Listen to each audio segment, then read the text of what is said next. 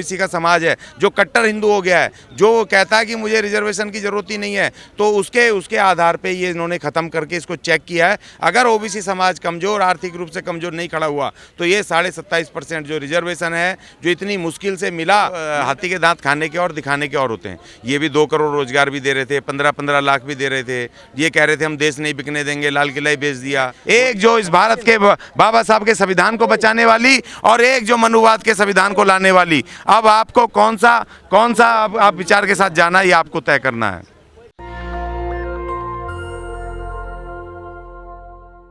मेरे साथ अज्ञानी जी हैं। ओबीसी का रिजर्वेशन खत्म हो गया यूपी में। हाँ जी। अब बढ़िया हो गया, बजेगा घंटा।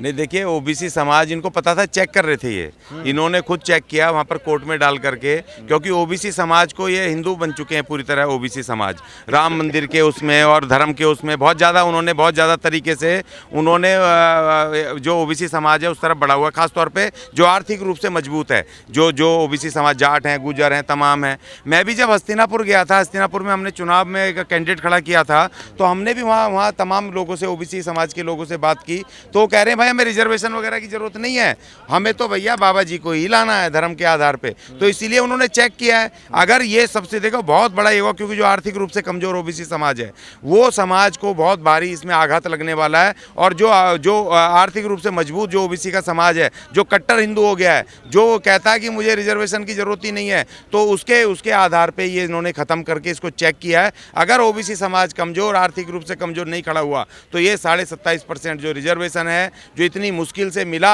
मंडल के उसमें, उन्होंने वीपी सिंह जी ने अपनी सरकार खोई, इतना बड़ा मूवमेंट करके और ये मंडल कमीशन को लागू किया, उस महान आत्मा की वो पूरी जो ताकत है, जो उसका कुर्बानी है, वो खत्म। लेकिन सोशल मीडिया पर तो बवाल मचा हुआ है। योगी जी कह रहे हैं कि हम जल्दी सुप्रीम कोर्ट जाएंगे, घबराने की जरूरत नहीं है, बीजेपी एकदम दहशत में है। नहीं, वो तो देखो हाथी के दांत खाने के और दिखाने के और होते हैं। ये भी 2 करोड़ रोजगार भी दे रहे थे, 15-15 लाख भी दे रहे थे।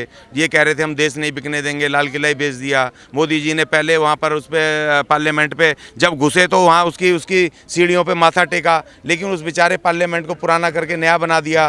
तो ये जिस बात को कहते हैं उसी बात को ये करते हैं। लाल किले से खड़े होकर इन्होंने महिलाओं की तारीफ की, तो शाम को आते आते वो गुंडे जो वहाँ पर जो सजा याफ्ता गुंडे हैं, उनको महिला रेप में जो बंद थे, उनको उन्होंने बिल्कुल इज्जत से बाहर। ओबीसी आरक्षण खत्म, अब धीरे धीरे खत्म हो जाएगा सब जगह से। नहीं, देखिए ओबीसी कहता है, कह रहे हैं कि कोर्ट से फैसला आया है।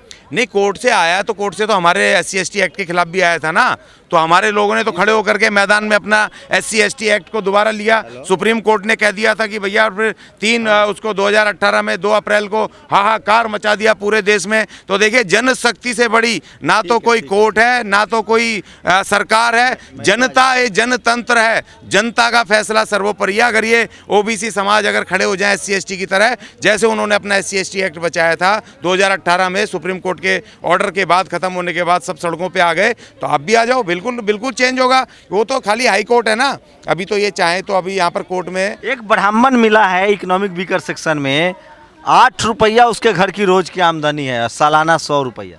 नहीं, देखिए ऐसे बहुत सारे गरीब कोई हो सकता है। देखिए भारत के इतिहास में ब्राह्मण ही तो गरीब रहता था, जो कहानियां होती हैं, जो एक गरीब ब्राह्मण था। 100 रुपया किसकी आमदनी हो? लड़का नौकरी के लिए अप्लाई किया है, मतलब 100 रुपया जिसका सालाना आमदनी हो, कैसे जिएगा भाई? नहीं, वो तो जी रहे हैं ना, वो तो कह रहे हैं कि भैया मोदी जी और योगी जी चाहिए, हमें तो ना पैसे चाहिए ना नौकरी चाहिए, हमें तो सिर्फ योगी जी, मोदी जी चाहिए। मैं उत्तर प्रदेश के चुनाव में प्रचार में था भाई, वो कहते हैं जी हमें कुछ चाहिए ही नहीं, वो चाहे बेरोजगारी फैलाएं, महंगाई बढ़ाएं, देश को बेचें, कुछ भी करें, दंगे करवाएं, हमें चाहिए तो बाबा जी बस, हमें तो योगी जी चाहिए। तो जब उनको चाहिए ही वो, तो 8 रुपये तो बहुत मिल रहे हैं।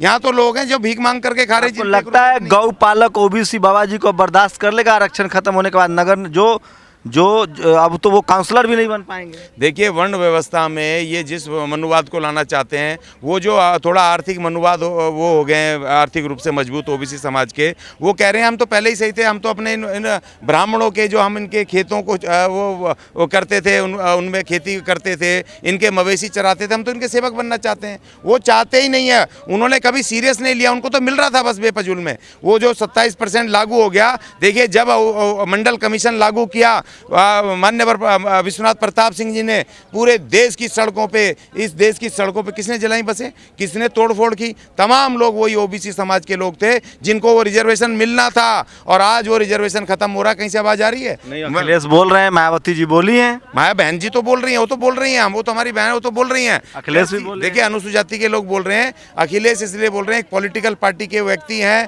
उनको उसमें। लेकिन मुझे बताओ, गैर समाज जो राजनीतिक जो संगठन है ओबीसी समाज के, किसकी स्टेटमेंट आया? मैं कल से देख रहा हूँ, किसके स्टेटमेंट आए? हाँ, ओबीसी दिलीप मंडल समेत सब गुस्से में है सर। देखिए, ये एक विचार के लोग हैं। लेकिन मुझे बताइए, जाट समुदाय में किसका आया है? जो बड़ी भाटी जी ने बोला है। कौन से मैं तो नहीं जानता, मुझे बताओ, मुझे तो एक आदमी दिखाई नहीं दे रहा। जयंत चौधरी दुनिया भर के ये पॉलिटिकल लोग हैं, जो सामाजिक ओबीसी समाज के लोग हैं, उनका स्टेटमेंट कहाँ है कि हमारा जो अभी तक इस देश के अंदर 50% से ज़्यादा ओबीसी समाज है। आज तो दिल्ली के और देश के अंदर पूरी सड़कें जाम हो जानी चाहिए थी। सिर्फ 4 लोग बोलने से थोड़ी ना चलेगा। देखिए, ओबीसी समाज कहता है, आज वो आर्थिक, उन पे ज़मीनें हैं, उनके पास खेती, उनके पास हर एक फौज में, हर जगह अर्धसैनिक बलों में, हर घर से एक नौकरियां उनके पास। वो कहते हैं हमें जरूरत ही नहीं है भाई ओबीसी रिजर्वेशन की। लेकिन हम एससी होकर के तब भी हमें तकलीफ हो रही है। हमारी बहन मायावती जी ने स्टेटमेंट दिया कि भाई ये गलत है, इनको मिलना चाहिए रिजर्वेशन। तो ओबीसी अभी भी मुसलमानों को टाइट करने में लगा रहेगा?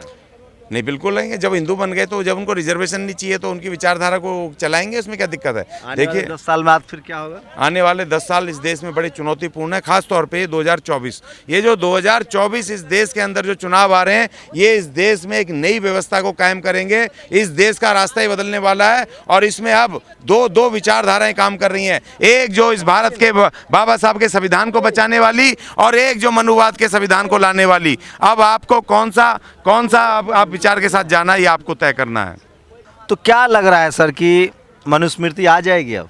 वो तो आई हुई है। देखो, इन्होंने जब 26 जनवरी 1950 से ही जैसे ही संविधान लागू हुआ, उसी के बाद से इन्होंने साजिशें करनी शुरू कर दी कि मनुस्मृति को बैकडोर से लाया जाए। उसी के साजिश हैं कि आज मजदूर कानून इस देश में ख़त्म हो गए। वो 44 मजदूर कानून जिनको इस देश के मजदूरों ने विदेशी सरकारों से, अंग्रेजी सरकारों से लड़ करके लिया, कुर्बानियाँ दे करके लिया। इस देश में SC/ST एक्ट को डायरेक्ट नहीं ख़त्म कर पाए, तो इन्होंने 1992 में। मैं तो मनुस्मृति देखना चाहता हूँ, क्या करवाया जाएगा हम लोगों से? हम लोग को माइक छीन लेगा ना? क्या करवाएगा? हम लोग का काम क्या होगा? शुद्ध ओबीसी, जो अभी ओबीसी है, जाट, पटेल, मराठा, जो किसान है, उसका क्या काम होगा?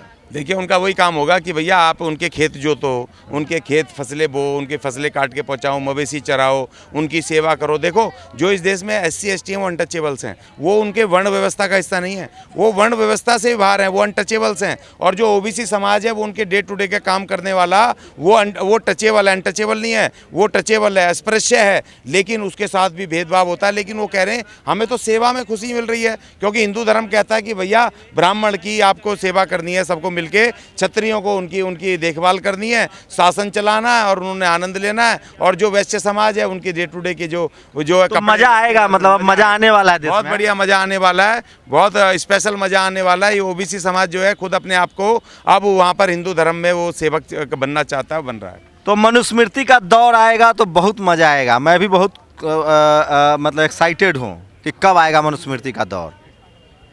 शंभू कुमार सिंह, नेशनल दस्तक, दिल्ली। नेशनल दस्तक की आपसे गुजारिश है कि अगर इसको बचाना चाहते हैं तो नेशनल दस्तक को सब्सक्राइब करने के लिए रेड कलर के सब्सक्राइब बटन को दबाएं, फिर बेल आइकन की घंटी दबाएं। नेशनल दस्तक को बचाने के लिए बहुत ज़रूरी है कि हर खबर को शेयर करें, लाइक करें, कमेंट जरूर करें।